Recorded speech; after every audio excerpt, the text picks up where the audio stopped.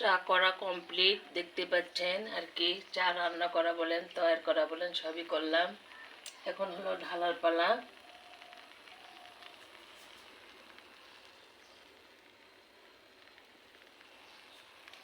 আর এই যে আপুর দেখতে পাচ্ছেন, এটা আসলে ধরতে আমার অনেক ভালো লাগে।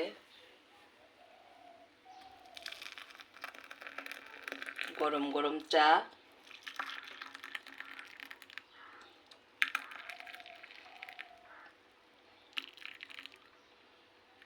ধোয়া উঠতেছে দেখতে পাচ্ছেন। আবহাওয়া যত খারাপ, আজকে একটু চা খেতে অনেক ভালো লাগবে। চাটা আমাদের থাকেই, হাজবেন্ড আমার খেতে হয়, সেটাই আপনাদেরকে দেখালাম। আর এরকম করে মালাই চা খেতে তো আরও ভালো লাগে। এই মালাই চাটা আর কি শর্ট দিয়ে করতেছি, হাজবেন্ডকে একটু খাওয়াবো। দেখতেই পারলেন আপুর চা করা হয়ে গেল। একটু খেয়ে শেয়ার করি আসলে হয়েছে কেমন আমারটা।